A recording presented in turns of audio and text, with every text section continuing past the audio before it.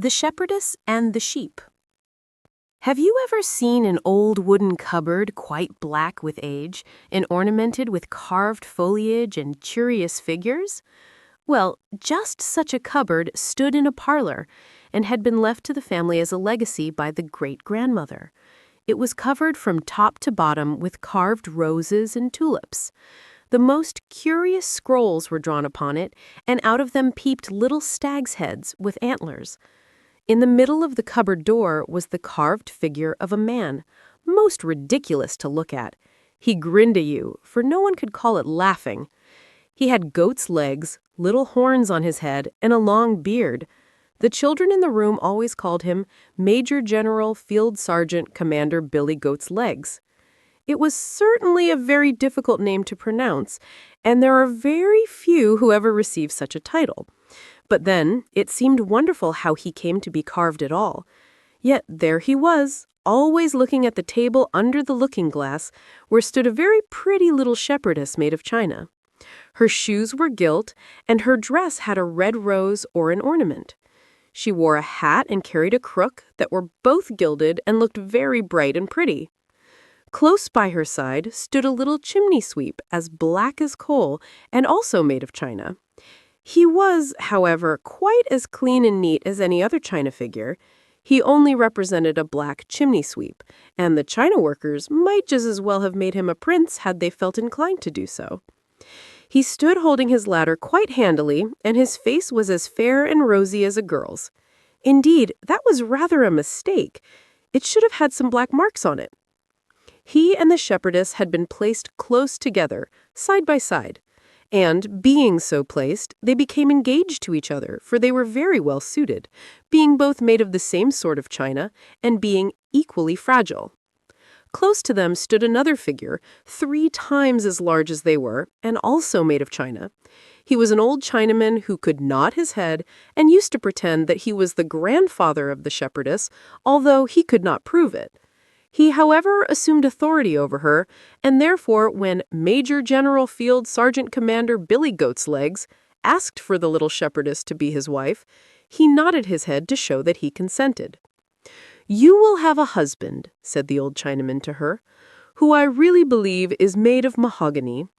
He will make you a lady of Major General Field Sergeant Commander Billy Goat's Legs. He has the whole cupboard full of silver plate, which he keeps locked up in secret drawers." "I won't go into the dark cupboard," said the little shepherdess. "I have heard that he has 11 china wives there already." "Then you shall be the 12th, said the old Chinaman. "Tonight, as soon as you hear a rattling in the old cupboard, you shall be married, as true as I am a Chinaman." And then he nodded his head and fell asleep. Then the little shepherdess cried and looked at her sweetheart, the china chimney sweep. "I must entreat you to go out with me into the wide world, for we cannot stay here." "I will do whatever you wish," said the little chimney sweep. "Let us go immediately. I think I shall be able to maintain you with my profession." "If only we could get down from the table," said she.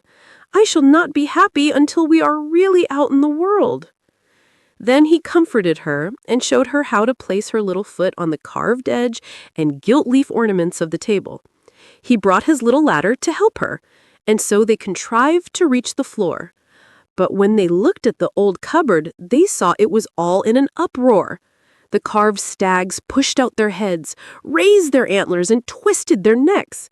The Major General sprung up in the air and cried out to the old Chinaman, "They're running away! They're running away!" The two were rather frightened at this, so they jumped into the drawer of the window seat. Here were 3 or 4 packs of cards, not quite complete, and a doll's theater, which had been built up very neatly. A comedy was being performed in it, and all the queens of diamonds, clubs, and hearts and spades sat in the first row fanning themselves with tulips. And behind them stood all the knaves, showing that they had heads above and below, as playing cards generally have. The play was about 2 lovers who were not allowed to marry, and the shepherdess wept because it was so like her own story. "I cannot bear it," said she. "I must get out of the drawer." But when they reached the floor and cast their eyes on the table, there was the old Chinaman awake and shaking his whole body, till all at once down he came on the floor, plump! "The old Chinaman is coming!" cried the little shepherdess in a fright, and down she fell on one knee. "I have thought of something," said the chimney sweep. "Let us get into the great potpourri jar that stands in the corner. There we can lie on rose leaves and lavender and throw salt in his eyes if he comes near us." "No, that will never do," said she, "because I know that the Chinaman and the potpourri jar were lovers once, and there always remains behind a feeling of goodwill between those who have been so intimate as that. No, there is nothing left for us but to go out into the wide world." "Have you really courage enough to go out into the wide world with me?" said the chimney sweep. "Have you thought how large it is, and that we can never come back here again?" "Yes, I have," she replied. When the chimney sweep saw that she was quite firm, he said, "My way is through the stove and up the chimney. Have you courage to creep with me through the firebox and the iron pipe? When we get to the chimney, I shall know how to manage very well. We shall soon climb too high for anyone to reach us, and we shall come through a hole in the top out into the wide world." So he led her to the door of the stove.